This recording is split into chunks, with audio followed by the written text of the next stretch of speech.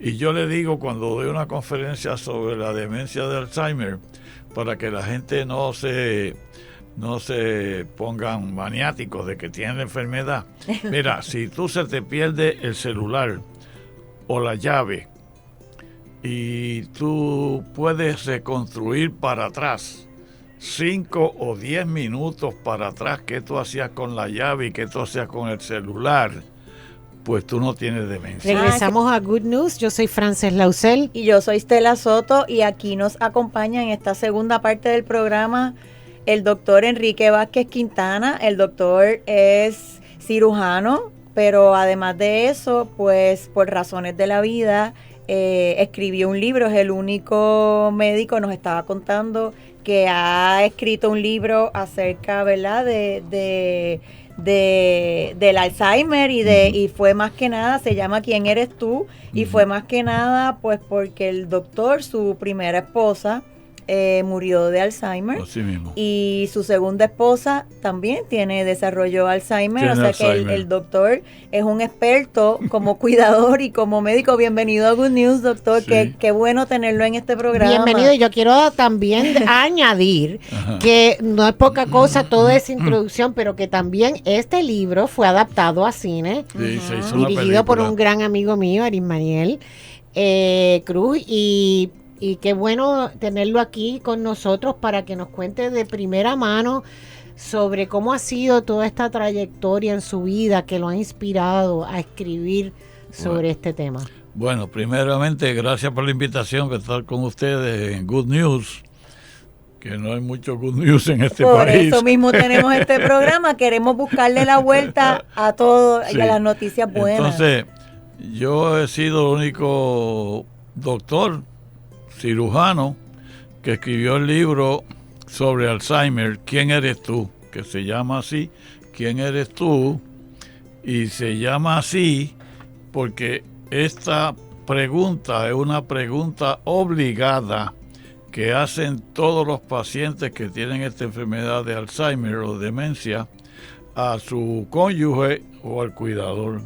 Y es una pregunta obligada, todos lo hacen. Eso es muy triste, Todos doctor, lo que hacen. su esposa le diga Sí. quién eres tú. ¿Cómo Exacto, es eso? sí. Explíquenos un poquito. Es terrible porque esta es una enfermedad neurodegenerativa que afecta la memoria. Los pacientes empiezan a olvidarse de las cosas recientes y eventualmente borran la memoria hasta de las personas cercanas. Empiezan a perder la memoria de los vecinos, los amigos, los familiares lejanos, y en última instancia pierden la memoria de quién es el esposo o quién es el que la está cuidando. Y usted como doctor debe ser más difícil o tal vez le ayudó, ¿verdad? ¿Cómo usted se da cuenta esa primera vez que ve cosas diferentes pasando a su esposa, que se da cuenta, ¿verdad?, de que algo está sucediendo? ¿Cómo se Pues cuéntanos mira, un poco de eso? El primer incidente con la esposa, que fue madre de mis 6 hijos, yo tengo 6 hijos con ella. Después me casé en segunda ocasión y no tengo hijos con la segunda. Y la segunda también padece de Alzheimer ahora. Entonces son 2 experiencias terribles. Con la primera esposa, lo primero que nos dimos cuenta, que ella y yo fuimos a Atlanta a visitar una prima mía que vivía en Atlanta. Y las 2 se fueron a comprar a unas tiendas de ropa de mujer y cosas. Y allí mi esposa no supo utilizar la tarjeta de crédito. Y mi prima, cuando llegaron, me dijo, mira, ella no sabía cómo usar la tarjeta, dónde iba a firmar, cómo se manipulaba eso.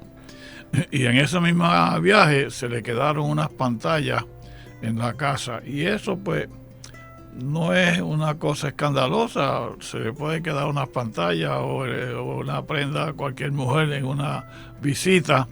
Pero de ahí en adelante vinimos en el avión y nos sentaron separados.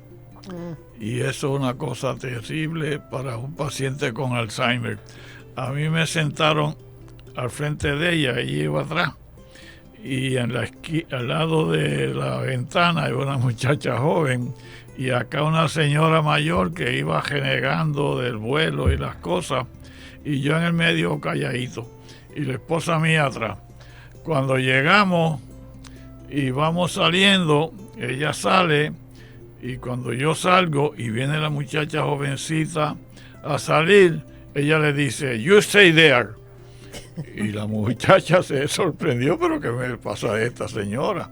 Que me dice que me quede ahí tranquila. Y la muchacha se quedó, pero no hizo comentario. Entonces seguimos y bajamos, y cuando yo vamos para buscarle las maletas, pues yo voy a un baño, y cuando salgo ella me está esperando y dice, ajá, estaba con la muchacha esta en el baño, te va a pegar el SIDA y qué sé yo qué cosa.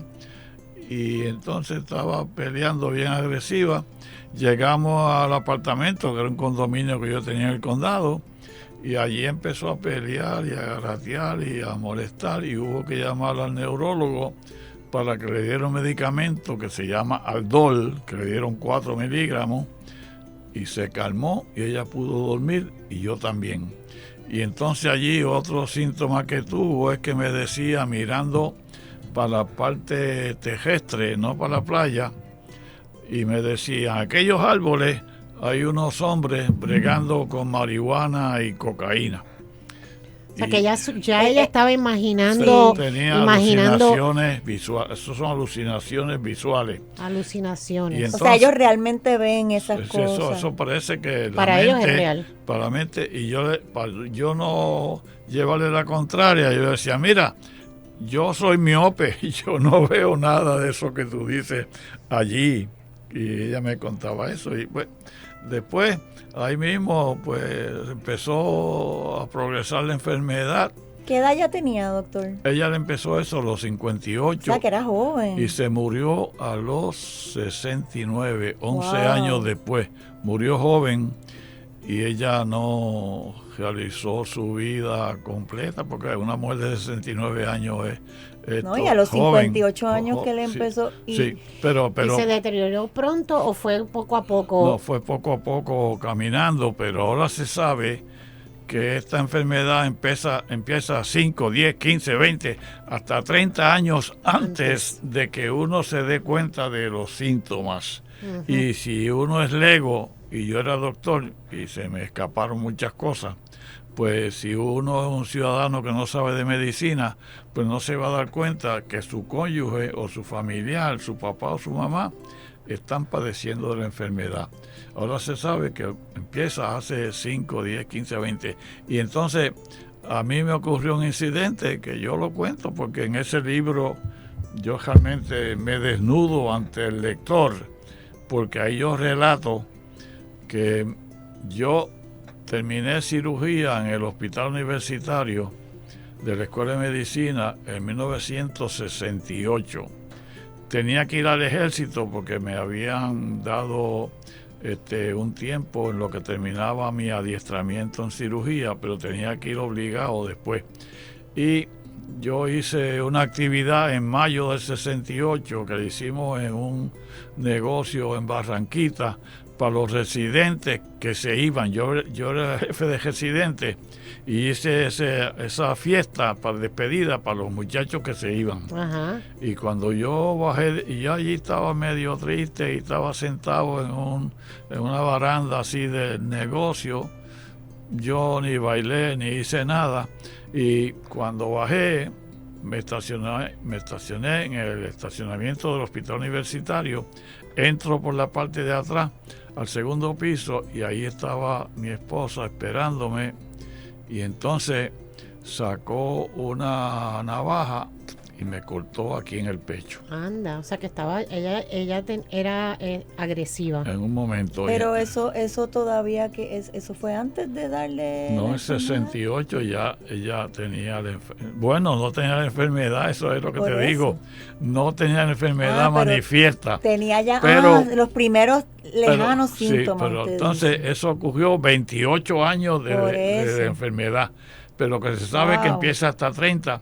Y el diagnóstico fue que ella tuvo el quinto hijo en abril, y eso fue en mayo, y la llevamos a un psiquiatra. El psiquiatra dijo que eso era postpartum psicosis. Con eso se trata y se quedó ahí con eso, ¿verdad? Y usted dice, doctor, que usted como doctor siente que no vio esas, ¿verdad?, alertas, cambios de comportamiento. Bueno, cuando lo vi, yo creo que ya eran avanzados. Cuando ella me hizo la incisión aquí en el pecho, yo me tapé con un pañuelo y me fui a pasar la emergencia, porque yo sabía que había un cirujano ya amigo mío, y ese me suturó la herida. Y yo volví a casa a dormir esa noche asustado, pero ella nunca más hubo agresiones. Y entonces terminó junio y nos fuimos para el ejército, todos. Pero cuando ella me hizo esa incisión aquí, ella estaba acompañada de la hija mía, la segunda hija. El grande es este que estaba aquí primero, y la hija es la segunda, que tenía como 6 años.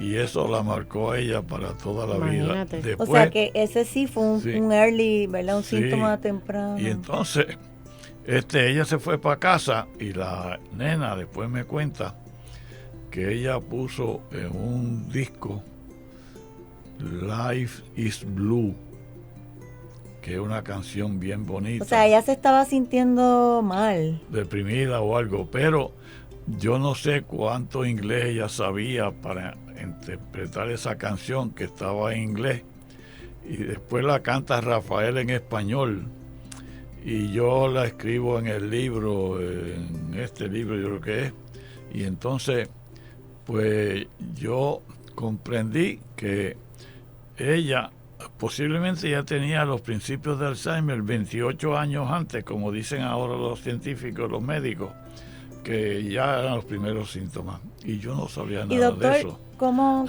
con su experiencia ahora, verdad, después de su primera esposa, y después se vuelve a casar y empiezan los síntomas de esta segunda que pronto nos va a explicar, pero ¿cómo usted ahora piensa que uno puede empezar a detectar, o hay alguna manera de uno poner alguna banderita, o en realidad no? No hay, digo, uno se pone olvidadizo, hay que saber que su compañero o compañera se están olvidando las cosas más allá de lo que parece normal, porque, y yo le digo cuando doy una conferencia sobre la demencia de Alzheimer, para que la gente no se pongan maniáticos de que tienen la enfermedad.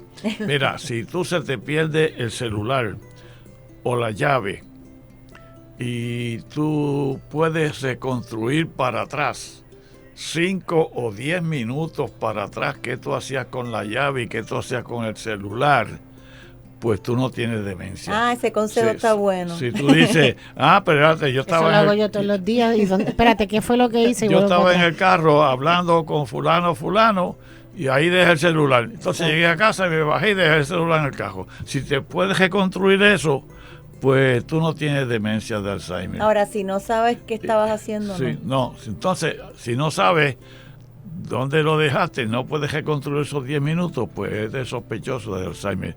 Y la otra condición es que si tú dices, mira, ¿cómo se llama ese muchacho que se graduó conmigo de escuela superior en el año 56, que yo me gradué en Guayanilla? Y yo digo, yo no me acuerdo cómo se llama, pero tengo la silueta, la figura de él en mi cabeza. O sea, que no importa si no te acuerdas del nombre. No te acuerdas, pero te acuerdas cómo era él o ella. Dónde se sentaba, dónde jugaste. Pues tú tampoco tienes demencia de Alzheimer ni ninguna demencia, porque tienes esa figura en tu cabeza que no se te ha borrado. No tienes demencia. Y esos son dos consejos. O sea, el Alzheimer, doctor, le borra la memoria visual, o sea, la gente todo. Por eso es que se llama ¿Quién eres tú? Porque el Alzheimer te borra completamente el recuerdo de la persona. Claro. Y cuando ella no sabe quién soy yo, pues es que borró todo. Y eso es lo más básico, porque si yo la conocí de joven, de adolescente y yo llevan también. toda la vida juntos. Y estamos toda la vida juntos y que no se acuerde de mí, pues eso es una cosa horrible. La segunda esposa que tengo ahora, pues ella me dice que ella se quiere ir para un asilo, para un home, me dice ella. Y yo le digo, para ningún lado que va. Porque en casa yo la cuido mejor y tengo una señora que nos ayuda, que llega por la mañana, nos hace desayuno y almuerzo y se va por la tarde. Pero yo la tengo a ella que no haga nada en la casa. Ella se sienta allá y yo le digo que ella es como una princesita que no hace nada. Entonces, y como yo tengo 6 hijos y todos me ayudan, pues... Siempre hay uno dando vueltas. Siempre hay uno. Hoy utilice a 3. Pues qué bueno que tuvo 6 hijos, doctor. Sí, eso es bueno y que todos se portan bien. Ella dice que son hijos de ella porque ella... los tiene como hijos adoptivos. Qué bueno. Porque ellos se portan bien conmigo. Y yo utilicé a 3 porque yo fui a una cita médica por la mañana y me llevó una, Dalma. La segunda, me trajo almuerzo y lo trajo aquí. La esposa del quinto pues se quedó con mi esposa enferma en lo que yo venía a este programa. O sea que, perdona, Estela, es un trabajo en equipo, porque sí. cuidar a una persona que ha perdido la memoria o que está en el proceso de perderla, que no sabemos bien, y usted nos dirá si el darse cuenta que estás perdiendo la memoria debe ser un momento para el paciente muy duro. Horrible. De aceptación pero también para el familiar. O sea, claro. Cuéntanos un poco del proceso desde ¿verdad? Como tú lo viviste con ambas experiencias, cuando se empieza el paciente a dar cuenta que está perdiendo la memoria. Sí, bueno, la actual, ella sabe que está olvidadiza. Uh-huh. Y la primera también se dio cuenta que estaba perdiendo la memoria, pero aquella nunca me dijo que yo le causé la demencia. Y esta me dice que yo le causé la demencia a ella, porque ella se cree que las relaciones sexuales transmiten la enfermedad. Ay, Dios mío. Y entonces una cosa interesante de las dos es que ninguna padeció ninguna enfermedad, eran 2 mujeres saludables por completo. ¿Y no tienen historial familiar?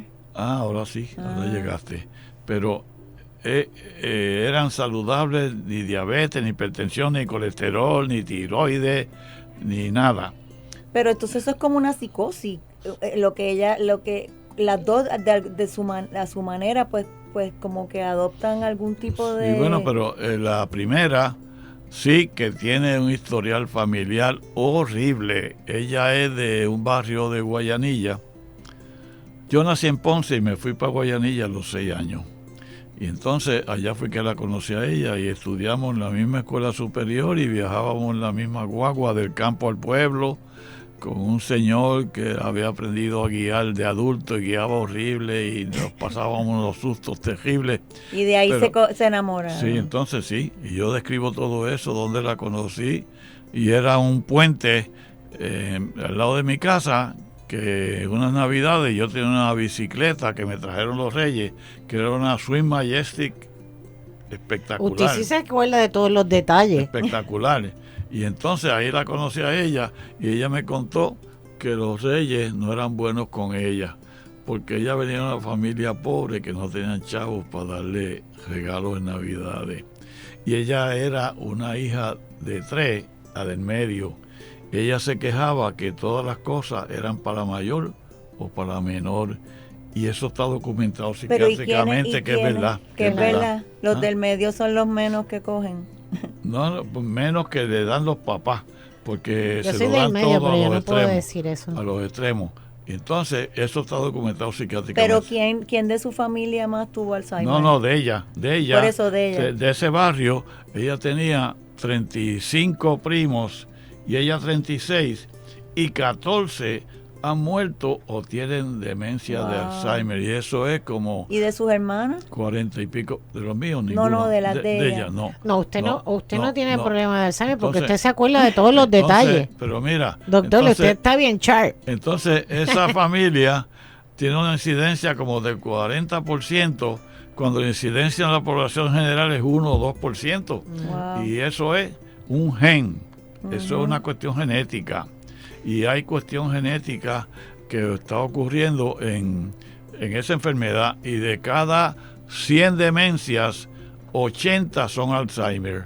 La otra es vascular. La demencia senil, ese término ya no se acepta por los neurólogos ni nadie. Eso no existe. Es vascular la segunda, y la otra es la demencia de los cuerpos de Lewy, Lewy Body Lesions, que fue la que le dio al actor Williams, sí. y él sabía que iba a pasar por las etapas. Esa demencia de Lewy Bodies tiene un componente de Parkinson y de paranoia. Y Robin Williams sabía eso y prefirió suicidarse en el baño de su casa, se ahorcó. Y él no quería pasar por las etapas horribles de la enfermedad de Alzheimer. Como usted como doctor y como esposo y como padre, porque también teniendo 6 hijos, ¿qué es lo más duro como cuidador y como jefe de familia al tener a su cargo el cuidado de su esposa?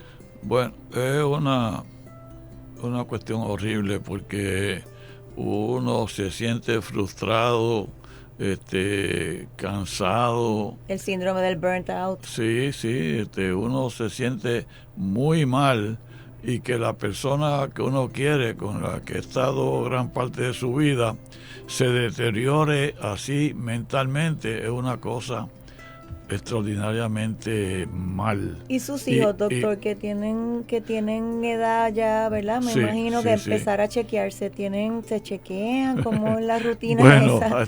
Porque eso es un estrés también, me imagino. Una cuestión que puede ser genética, pero hay una prueba que se llama ApoE4, que si está positiva... Nos estaba hablando el doctor, el neurólogo. Si está positiva, los chances, las oportunidades que te dé la demencia son mayores. Cuando la primera esposa mía le dio el Alzheimer, yo me hice el ApoE4S y dio negativo en mí. Hay unos pacientes que esta esposa de ahora, yo la llevé a un neurólogo y la mandó a otro neurólogo para darle una droga experimental, y le hicieron la prueba de Tau, T-A-U, en la sangre, nos habló y estaba alta, porque hay dos teorías: una que es la beta amiloide, que se deposita en el cerebro, y la otra es la proteína de Tau, que también se acumula en las fibrillas. Y entonces lo interesante fue que esta enfermedad se conoce desde el tiempo de la Grecia antigua. Aristóteles, Sócrates y todos esos gigantes habían visto pacientes con pérdida de memoria y decían que era demencia senil, pero eso no ocurre. Benjamin Rush, que fue uno de los fundadores de la patria de Estados Unidos, era un psiquiatra y tuvo una paciente con esta enfermedad, y él pues decía tiene demencia, pero no sabía más nada, y de ahí no pasó nada realmente, hasta que en el 1906 Alois Alzheimer describió una señora que tenía 51 años, que él la diagnosticó que tenía la enfermedad y la siguió por un tiempo. Cuando ella murió, le enviaron el cerebro. Él se había ido para París y él descubrió que tenía los ventrículos más grandes dilatados, tenía unas fibrillas enredadas, entangling se llama en inglés, y tenía otros cambios en las neuronas. Y entonces él presentó eso en una ciudad en Alemania, y había un psiquiatra allí que fue el mentor de Alois Alzheimer, que él decía que todas las enfermedades psiquiátricas tenían su origen en la anatomía del cerebro, que no era que te habían maltratado cuando chiquito, que te ultrajaron y esas cosas, eso no era, que eran cambios en el cerebro. Y cuando Alois Alzheimer describió eso, el tipo se infló de orgullo porque le dio razón a él, y ahora mismo esa teoría está ganando adeptos, porque el cerebro se daña o se forman unas hormonas hasta de la felicidad o de la tristeza o la depresión en el cerebro cuando ocurren algunos incidentes, y es el cerebro que está dañado. La computadora. Está dañado. Doctor, esto es increíble la información, pero se nos acaba el tiempo, no nos da tiempo para seguir hablando, pero si alguien quiere más información pueden conseguir el libro del doctor ¿Quién eres tú?, del doctor Enrique Vázquez Quintana. Me imagino que se consigue